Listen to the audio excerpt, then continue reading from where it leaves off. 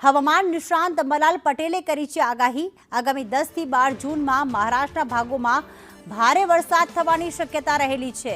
12 થી 15 જૂન રાજ્યના સૌરાષ્ટ્રના ભાગોમાં વરસાદ થવાની શક્યતા। પૂર્વ ગુજરાતના ભાગો, સાબરકાંઠાના ભાગમાં વરસાદ થવાની શક્યતા છે।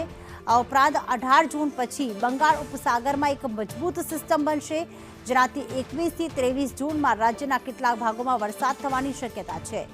13 જૂનથી 15 જૂન સુધી દેશના ઘણા ભાગોમાં પૂર આવે તેવો વરસાદ પડશે તેવી પણ શક્યતા વ્યક્ત કરવામાં આવી।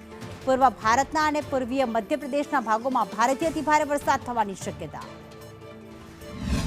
10 થી 12 જૂનમાં લગભગ મુંબઈ મહારાષ્ટ્રના ભાગોમાં વરસાદ થવાની શક્યતા રહે છે। 12 થી 15માં સૌરાષ્ટ્રના ભાગો, દક્ષિણ સૌરાષ્ટ્રના ભાગો અને સૌરાષ્ટ્રના અન્ય ભાગોમાં વરસાદ થવાની શક્યતા રહે છે। ખાસ કરી પૂર્વ ગુજરાતના ભાગો, પંચમહાલના ભાગો અને લગભગ સાબરકાંઠાના ભાગોમાં વરસાદ થવાની શક્યતા રહે છે। ગુજરાતના અન્ય ભાગમાં વરસાદ થવાની શક્યતા રહે છે। વરસાદ ગાજવીજ સાથે થવાની શક્યતા રહે છે। પરંતુ ઉલ્લેખનીય છે કે 18 જૂન પછી બંગાળ ઉપસાગરમાં એક મજબૂત સિસ્ટમ બનશે, જેના કારણે આગ્રા નક્ષત્રમાં વરસાદ થવાની શક્યતા રહેશે।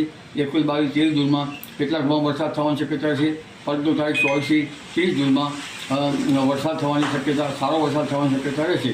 પરંતુ તારીખ 13 જૂનથી 15 જૂન વચ્ચે દેશના ઘણા ભાગોમાં પૂર આવે તેવો વરસાદ થવાની શક્યતા રહેશે।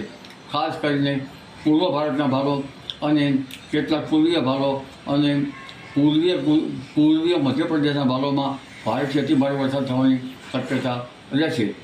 અને લગભગ જુલાઈ માસમાં પણ સારો વરસાદ થવાની શક્યતા રહેશે। આ વખતે જુલાઈ માસમાં પણ પવનનું જોર વધારે રહેશે અને ગાજવીજ થવાની શક્યતા રહેશે।